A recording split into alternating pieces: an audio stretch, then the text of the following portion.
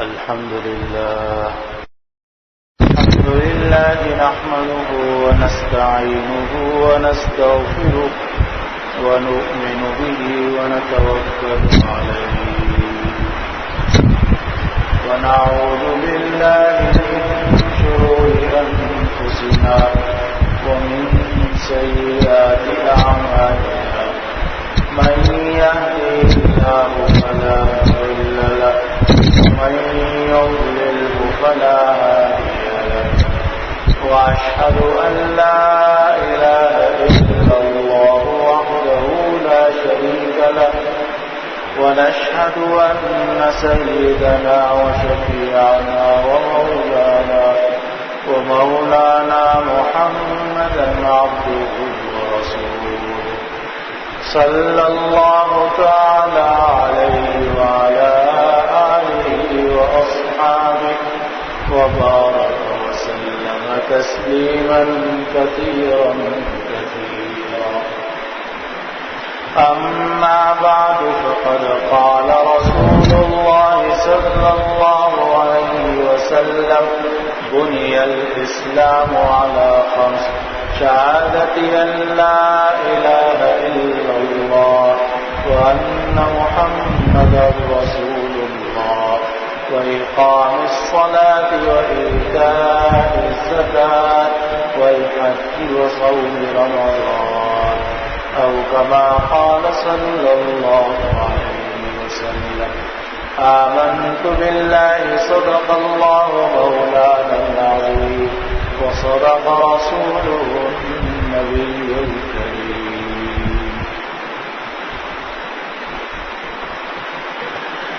بزرگان محترم،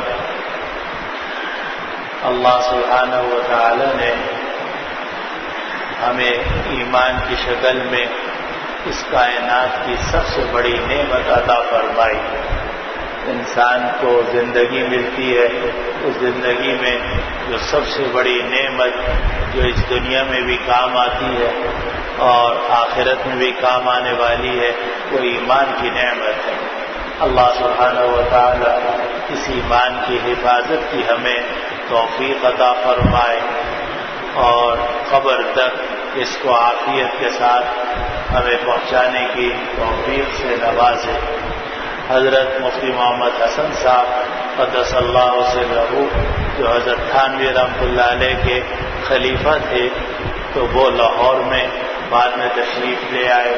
شروع میں امرتسر کے رہنے والے تھے تو وہ یہ جملہ فرماتے تھے کہ بھائی پرانے زمانے کے مجاہدات اور مشغلے اور عبادات یہ تو اب ہمارے بس کی بات نہیں رہے. زندگی بڑی مصروف ہو گئی ہے، اعضاء کمزور ہو گئے ہیں، لیکن جس طرح سے بھی ہو سکے اپنے ایمان کو بچا بچا کر قبر تک پہنچا دو. جس طرح سے بھی ہو سکے اپنے ایمان کو بچا کر قبر تک پہنچا دو. اپنے ایمان کو بچا کر قبر تک پہنچا دو. پھر آگے فرماتے تھے کہ پھر جیت ہی جیت ہے. یعنی اگر ایمان سلامت ہے تو اللہ سبحانہ و تعالی سے کی رحمت اور مغفرت کی بڑی امید ہے، کیونکہ اللہ سبحانہ و تعالی بڑے غفور اور رحیم ہے.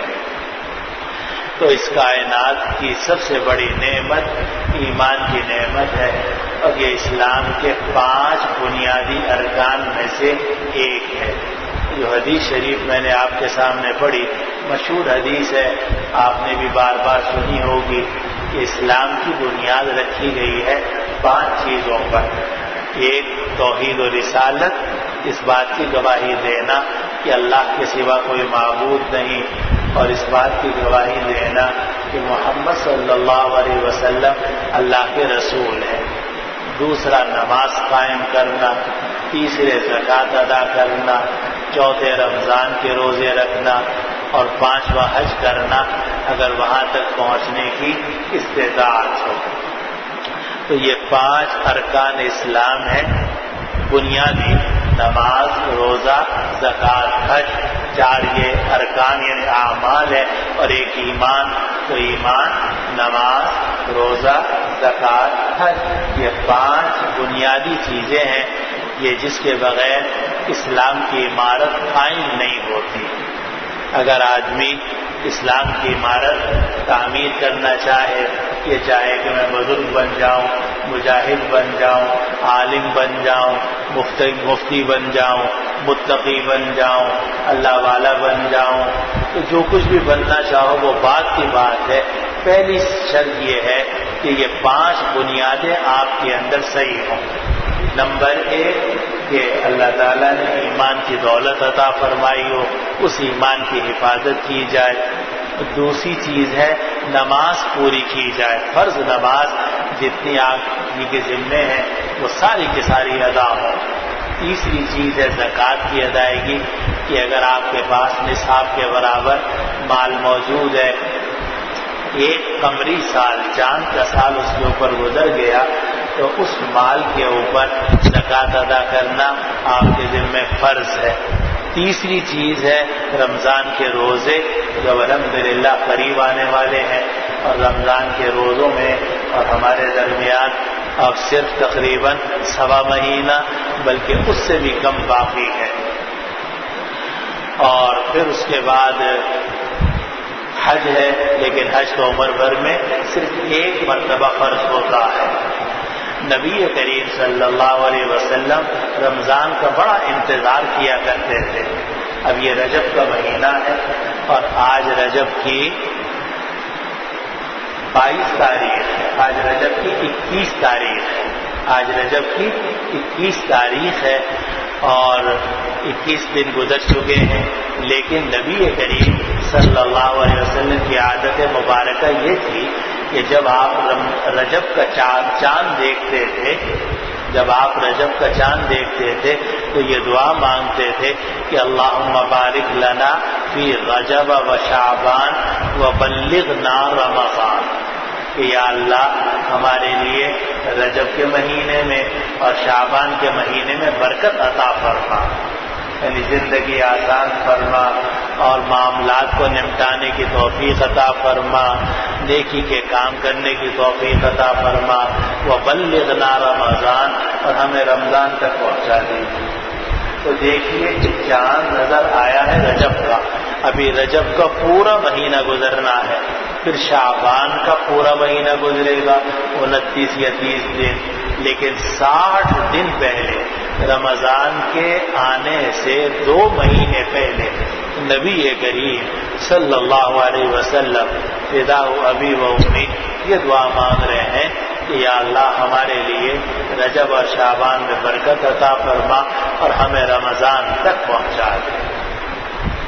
گویا رمضان کا انتظار آپ کو لگ جاتا تھا رجب کی پہلی تاریخ سے۔ آج تو رجب کی 21 تاریخ ہے، لیکن نبی کریم صلی اللہ علیہ وسلم کو رمضان کا انتظار لگ جاتا تھا رجب کی پہلی تاریخ سے، اور آپ دعا مانگ لیتے تھے کہ یا اللہ رجب اور شعبان میں برکت عطا فرما اور ہمیں رمضان تک پہنچا دے۔ اور اس میں اس بات کی طرف بھی گویا اشارہ ہے کہ جب کسی کو کسی چیز کا انتظار ہوتا ہے تو آہستہ آہستہ اس کی تیاریاں شروع کر دیتا ہے۔ اگر کسی کو اپنی منگنی کا انتظار ہے، شادی کا انتظار ہے، مکان بنانے کا، جو بھی کسی کو کوئی کام، سفر کا انتظار ہے کہ سفر پہ جانا ہے، تو جو جس چیز کا بھی انتظار ہوتا ہے آہستہ آہستہ آدمی اس کے لیے اپنا ذہن بناتا ہے، اس کے لیے تیاریاں شروع کرتا ہے۔ تو نبی کریم صلی اللہ علیہ وسلم نے یہ دعا کر کے ہمیں یہ بات گویا سکھائی ہے کہ دیکھو اب رمضان کی تیاریاں شروع کر دو، اب رمضان کی تیاریاں شروع کر دو۔ یہ رجب کا مہینہ ہے، پھر اگلا مہینہ شعبان کا ہے، اس رجب اور شعبان کے مہینے میں کام نمٹانا شروع کرو تاکہ رمضان کے روزے رکھنے میں آپ کو کوئی تکلیف اور پریشانی نہ ہو۔ اب ظاہر ہے کہ رمضان کے روزے کبھی تو سردیوں میں آتے ہیں، کبھی گرمیوں میں آتے ہیں، کبھی درمیانی موسم میں آتے ہیں، یہ تو بدلتے رہتے ہیں، اور یہ بھی اللہ سبحانہ و تعالیٰ کی نعمت ہے اور آسانی ہے کہ ہمیں چاند کے مہینوں سے روزے رکھنے کا حکم دیا گیا ہے۔ اب ہمارے علاقے میں گرمی ہے، لیکن ساؤتھ کے جنوب کے علاقے میں اس پر سردی شروع ہو رہی ہے اور ہو چکی ہے، تو کہیں گرمی ہے کہیں سردی ہے، کبھی روزے گرمی میں آ رہے ہیں کسی علاقے میں اور دوسرے علاقے میں سردی ہے، اور جہاں گرمی تھی کبھی وہاں سردی کے زمانے میں روزے آئیں گے اور دوسری جگہ میں گرمی، تو یہ سلسلہ چلتا رہتا ہے۔ تو گویا ہمیں یہ تعلیم دی گئی کہ رجب کے مہینے سے رمضان کے روزوں کی تیاری شروع کر دیں۔ اب کسی نے اگر مکان بنانا ہے، کسی نے اور تیاری کرنی ہے، تو جو تیاری کرنی ہے یا جو کام نمٹانے ہیں، بھاگ دوڑ کرنی ہے، کوشش کریں کہ رجب اور شعبان کے اندر یہ بھاگ دوڑ مکمل ہو جائے تاکہ رمضان کے روزے رکھنے میں آسانی ہو۔ اور یہ جو رجب کا مہینہ ہے یہ 4 حرمت والے مہینوں میں سے ایک مہینہ ہے۔ قرآن مجید میں بھی ذکر کیا گیا کہ 4 مہینے بڑی حرمت والے ہیں، اور عرب جو تھے وہ ان 4 مہینوں کے اندر ہتھیار کھول دیتے تھے، نہ کوئی جنگ کرتے تھے، حالانکہ عربوں کے ہاں آپس میں قبائلی جنگیں بہت ہوا کرتی تھیں۔ یہ تو اسلام نے آ کر امن و امان قائم کیا، لیکن اسلام سے پہلے جو قبائلی سسٹم تھا تو اس میں ایک قبیلہ دوسرے قبیلے کا دشمن ہوتا تھا، اور ایک آدمی کے لیے جناب دوسرے کے علاقے سے گزرنا ممکن نہیں ہوتا تھا، جان مال آب وہ سب لوٹ لیتے تھے، غلام بنا لیتے تھے، دہشت گردی تھی، بے امنی تھی، راستے غیر محفوظ تھے۔ لیکن اسلام کے آنے کے بعد اللہ سبحانہ و تعالی نے امن و امان قائم فرمایا۔ تو جس زمانے میں دور جاہلیت تھا اور بے چینی اور بد امنی اپنے عروج پر تھی، اس زمانے میں بھی جو کافر لوگ تھے وہ 4 مہینوں کی عزت کیا کرتے تھے، اور یہ کہا کرتے تھے کہ ان 4 مہینوں میں ہم لڑائی نہیں کریں گے۔ چنانچہ عام طور سے اس زمانے کے لوگ جو سفر کیا کرتے تھے وہ ان 4 مہینوں میں کیا کرتے تھے، اور ان 4 مہینوں میں ایک دوسرے کے اوپر ہتھیار اٹھانا بھی بڑا برا سمجھا جاتا تھا، اسی طریقے سے حتیٰ کہ شکار کرنا تک برا سمجھا جاتا تھا، اور سارے ہتھیار اٹھا کے کھول کے لوگ رکھ دیتے تھے، تیر ہیں، کمان ہے اور نیزے ہیں اور تلواریں ہیں، سب اٹھا کے رکھ دی جاتی تھی کہ بھئی یہ 4 مہینے ہیں، ان میں ہتھیار استعمال نہیں کرنا۔ اب تو ہمارے ہاں تو سارے سال ہی ہتھیار استعمال ہوتے رہتے ہیں، لیکن جو دور جاہلیت کے کافر لوگ تھے وہ بھی 4 مہینوں میں جناب ہتھیار کوئی استعمال نہیں کرتا تھا، اور وہ 4 مہینے یہ تھے ذوالقعدہ، ذوالحجہ اور محرم۔ 3 مہینے تو مسلسل تھے، ذوالقعدہ، ذوالحجہ اور محرم، اور ان 3 مہینوں میں اس کی وجہ یہ تھی کہ سارے عرب جو تھے وہ حج کرنے بہرحال آتے تھے، چاہے کافر تھے، چاہے مشرک تھے، چاہے ملحد تھے، جو بھی تھے، لیکن حج کرنے آتے تھے۔ تو حج سے 1 مہینہ پہلے، پھر حج کے 1 مہینہ بعد، اور حج کا مہینہ ذوالقعدہ، ذوالحجہ اور محرم، یہ 3 مہینے امن و امان کے سمجھے جاتے تھے۔ راستے اس میں محفوظ ہوتے تھے، لوگوں کے لیے سفر کرنا آسان ہوتا تھا، آرام سے آدمی اپنے علاقے سے نکلتا تھا، حج میں آتا تھا، اور طواف، مینا، مزدلفہ اور وقوف عرفات یہ سب ہوتا تھا دور جاہلیت کے اندر، کیونکہ یہ سلسلہ چلا آ رہا تھا انبیاء کرام علیہ السلام کے زمانے سے، یہ عبادت شروع سے چلی آ رہی ہے، حج کے زمانے سے، حضرت ابراہیم علیہ السلام کے زمانے سے۔ تو یہ 3 مہینے جو تھے ذوالقعدہ، ذوالحجہ، محرم، یہ حرمت والے مہینے سمجھے جاتے تھے، اور ان میں کوئی قتال نہیں ہوتا تھا، کوئی ہتھیار استعمال نہیں کرتا تھا۔ اس کے بعد پھر رجب کا مہینہ، یہ علیحدہ سے 4تھا مہینہ تھا، لیکن یہ رجب کا مہینہ یہ بھی حرمت کا مہینہ سمجھا جاتا تھا۔ چنانچہ رجب کے اندر رجب کا نام عرب لیا کرتے تھے کہ یہ منصل الاسنہ ہے، کہ یہ مہینہ ایسا ہے اس میں سارے نیزے نکال کے رکھ دیے جاتے ہیں، کوئی ہتھیار استعمال نہیں کیا جاتا، اس کا نام تھا منصل الاسنہ۔ چنانچہ رجب کے مہینے میں کوئی بد امنی، کوئی ہتھیار، کوئی لڑائی جھگڑا، حتیٰ کہ شکار بھی وہ لوگ نہیں کیا کرتے تھے۔ اور ابتدائے اسلام کے اندر ان 4 مہینوں میں یہی حکم باقی رہا۔ بعد میں یہ حکم منسوخ ہو گیا، لیکن اس کے باوجود ان 4 مہینوں کی حرمت اور برکت اپنی جگہ ہے۔ ذوالقعدہ، ذوالحجہ، محرم اور رجب۔ اور جس طرح ذوالحجہ میں یعنی عید الاضحیٰ پہ قربانی ہوتی ہے، ہم سبھی کرتے ہیں قربانی، اسی طریقے سے قربانی ہوا کرتی تھی رجب کے مہینے میں۔ اور خود نبی کریم صلی اللہ علیہ وسلم اور صحابہ رضوان اللہ علیہ اجمعین نے وہ قربانی کی ہے، اور رجب کے مہینے میں قربانی ہوتی تھی، اور اس کا نام تھا عتیقہ۔ جس طرح ہوتے قربانی ضحیہ اضحیہ عربی میں، اسی طریقے سے رجب کے مہینے میں یہ قربانی ہوتی تھی، اور اس کا وہ عتیقہ کہلاتی تھی۔ وہ بھی سنت کی ابتدائے اسلام کے اندر، لیکن بعد میں جب یہ قربانی کا عید الاضحیٰ کا حکم نازل ہوا تو عتیقہ کی قربانی جو ہے وہ منسوخ ہو گئی، یہ وہ مستحب نہیں رہی۔ کوئی کرنا چاہے کرے، نہ کرنا چاہے نہ کرے۔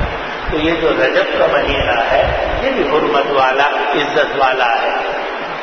اور اسی مہینے میں یہ اسراء اور معراج کا واقعہ مشہور ہے، اور عام طور سے لوگوں میں یہ بات مشہور ہے کہ 27 رجب کو اسراء اور معراج ہوئی تھی، چنانچہ اس دن لوگ روزہ بھی رکھتے ہیں، لیکن روزہ رکھنا کسی بھی شرعی دلیل سے ثابت نہیں ہے۔ اور اس دن میں 27 تاریخ کو جمع ہونا کہ 27 تاریخ کو اسراء منانا، معراج کی رات منانا، یہ شریعت سے کسی سے ثابت نہیں، بلکہ حدیث شریف میں یہ بات آتی ہے کہ حضرت عمر فاروق رضی اللہ عنہ رجب کے مہینے میں لوگوں کے روزے توڑوا دیتے تھے، اور روزے توڑوا کر ان کو افطار کرا دیتے تھے، کیونکہ لوگ سمجھتے تھے کہ یہ ایسا روزہ ہے جیسا کہ رمضان کا روزہ ہوتا ہے۔